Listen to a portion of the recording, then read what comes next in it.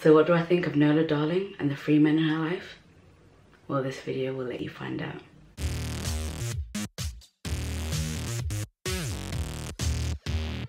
So She Gotta Have It is a TV show shown in Netflix, which is taken from the movie of the same name. She's Gotta Have It is set in modern day Fort Greene, Brooklyn.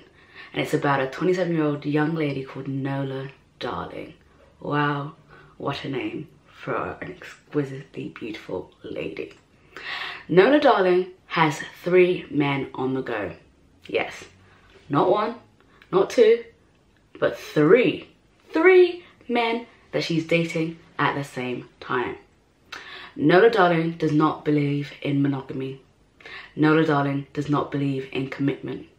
Nola Darling believes in doing things for herself, what she wants, when she wants it, on her own time. So who is this modern day enigma? What I love about She's Gotta Have It is that it has a dark-skinned woman in lead. She's so beautiful, she's so confident. She rejects the, stereotypical view of women just having sex for procreation. She has sex because she likes to. She has sex for fun, she has sex for pleasure, she has sex on her own term. It's so refreshing to see a black woman in such a sex-positive lead, because so often we're not viewed as sexual objects or desirable. So to see 2 black bodies mating on a bed, it's so refreshing. It's wonderful. And I really love the fact that, Spike Lee has created this character that is just so different from what we're used to seeing. And also, I just love the fact that she owns her own sexual desires. She's not afraid of it. People call her a freak and she hates that word. In her own words, Nola says, "I'm not a freak, I'm not a sex addict, and I'm damn sure nobody's property." This is a woman who's so confident within herself that she only has sex on her loving bed. She does not sleep with these men in their house. Nola is an artist by trade, and she's so intrigued by the black form. So she draws portraits of her friends, of famous people, and it's so beautiful and striking to see us depicted in such a beautiful way through art. In one scene, Nola says, "I will not allow them to paint my life, paint who I am." And I love that. I love the fact that she is so strong in who she is. She's very centered. She doesn't shy away from it. She doesn't hide it from her friends. Her friends all know that she's dating multiple men.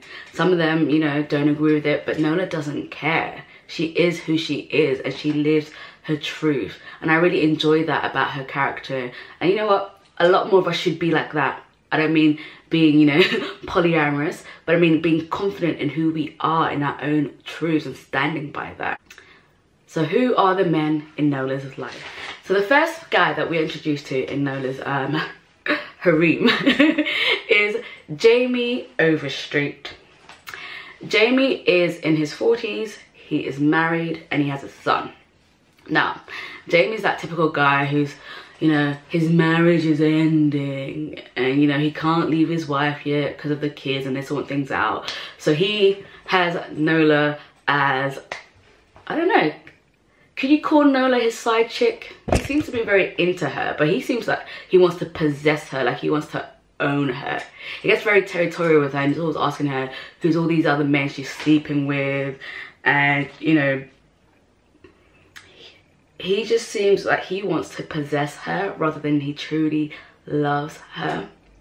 And Jamie being a father and a husband, I also have a problem with that, only because he's still married. I know things are supposedly tricky, but dealing with married men is a no-no in my book. But Nola doesn't seem to have an issue with it. She knows that this is transitory, it's not permanent, it is what it is. The next guy in Nola's life is Greer Childs. So Greer Childs is light-skinned with green eyes, who's a model slash camera photographer.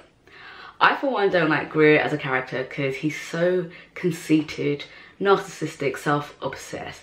He's always talking about how beautiful it is and what a privilege it is for women to be in his bed. Greer in one scene tells Nola, "Can no other dudes hit it the way I'm about to hit it now?"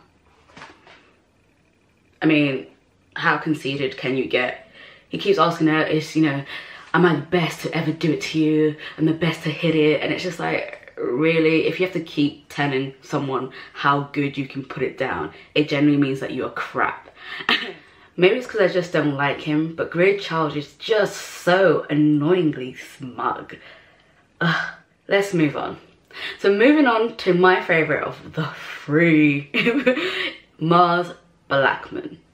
Mars Blackmon is an eccentric, half Puerto Rican, half black man-child. The only reason I call him a man-child is because Mars is the younger of all the three men that Nola is seeing. He lives at home with his sister. He's into wearing really eclectic clothes. He's just fun. I feel like Nola has the most amount of fun when she is with Mars because he brings that wild child in her out, that inner child.